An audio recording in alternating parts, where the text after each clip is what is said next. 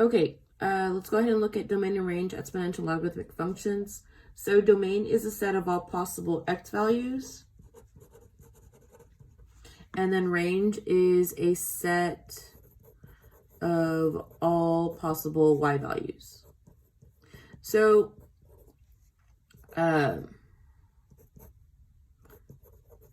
basically what this means is that any number that I put in the that exists in the domain is going to make the problem or the function true. Then you have asymptote. So an asymptote can basically be a line or a curve the function approaches,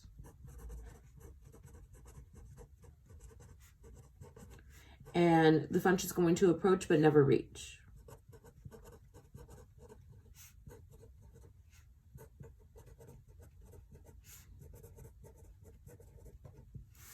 Then you're going to have a solution like all real numbers. So basically these are all numbers where the function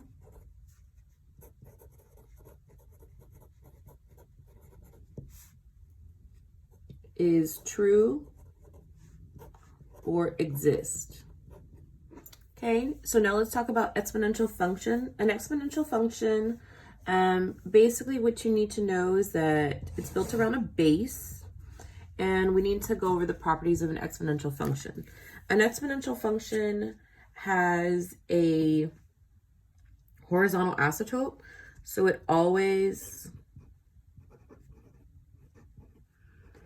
has a horizontal asymptote. You just need to know the HA is horizontal, which means that your y will always equal your k, and this right here is going to be your horizontal asymptote. And then you need to know the domain is all real numbers. It's always all real numbers. You also need to know that the range is going to be built around your horizontal asymptote. So that's going to be where your k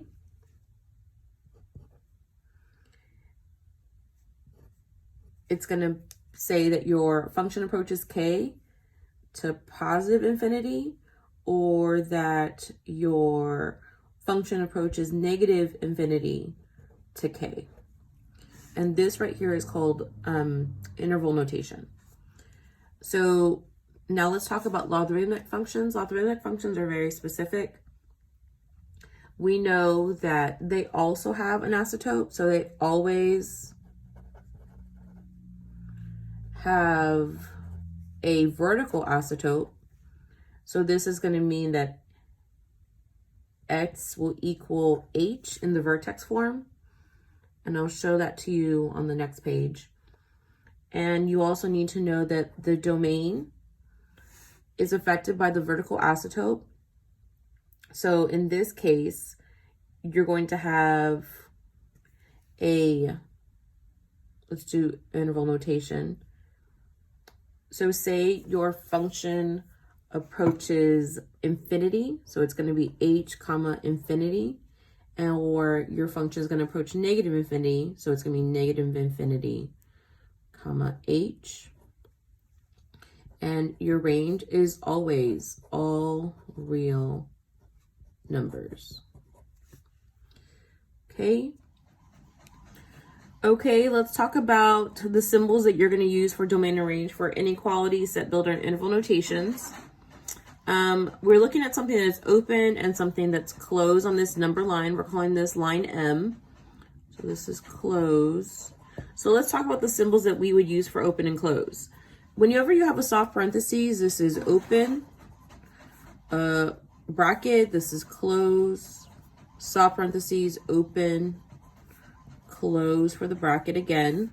And then you also use a soft parentheses when you're talking about infinity, because it's not contained. So when something is open, you're saying that the number is not included. So if we're talking about the inequality that I would make here, so let's say we make an inequality.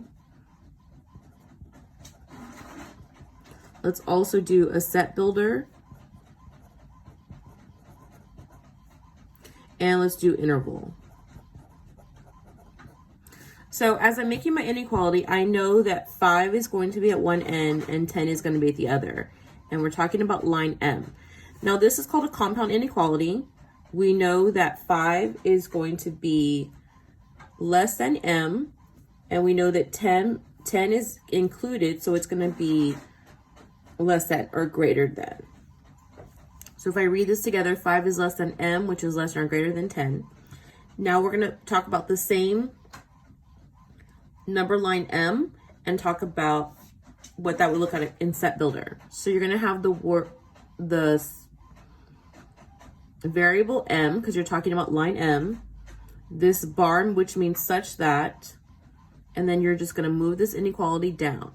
5 is less than M, which is less than or greater than 10. And then you put a bracket around that. And then you have what's called interval notation. Interval notation has to do with these symbols right here. We talked about 5 being open, so I'm going to have a soft parentheses. We talked about 10 being closed, so we're going to have a bracket. And then it's going to be 5, comma, 10. Let's look at example A. It says, state the asymptote's domain and range of this exponential function in set builder notation. So that's the one with the little brackets like that. Okay, the first thing it's asking for is the asymptotes. We know we have a horizontal asymptote here of y equals 1. So we're going to say horizontal asymptote of y equals 1. We know we have a domain. This is an exponential function, so your domain is always all real numbers. But it says that it wants it in set builder notation, so I'm going to put my little brackets, x such that x is an element of the reals. So that little line right there means such that. This right here means element. And that right there means real numbers. It's an R. And then your range is going to be above the horizontal asymptote. So everything here is a positive infinity. So it's getting bigger from the 1. So you know that your y is going to be greater than 1. And the reason why it's greater than is because it doesn't include the asymptote. So if we use a bracket, we're going to say y such that y is greater than 1, because your function is increasing. Because remember, this is increase. Okay, now we're looking at B. What are the domain and range of this exponential function? So you should know that this is an increasing function because it's a positive in front. You know that you have a horizontal asymptote where y equals -5. So if I were to graph this, something's happening down here at -5. So I would have my horizontal asymptote, and I know that this is a increasing function, so it'd be going like something like that. Okay, so my domain is always all real numbers. It doesn't state the form of the domain and range, so you want to make sure that when you give domain and range, it's the same form. So I'm going to do interval notation just because I always think it's easier. So domain is all real numbers. But here's what it looks like. It goes like -infinity, positive infinity. And then my range is not going to include this -5.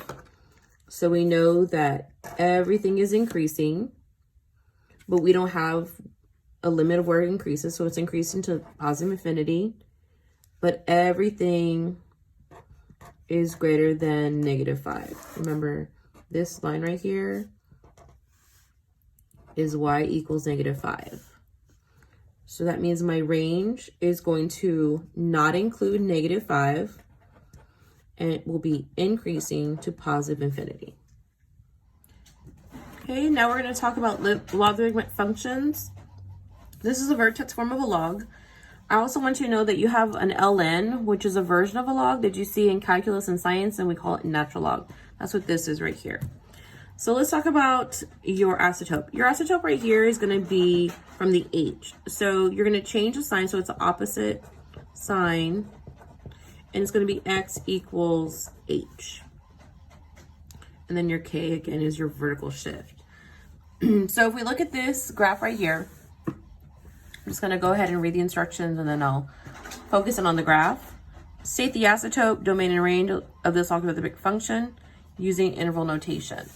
So interval is pretty easy. We know that we have something happening right here, this vertical. So I have a VA at x equals 6. So I have a vertical asymptote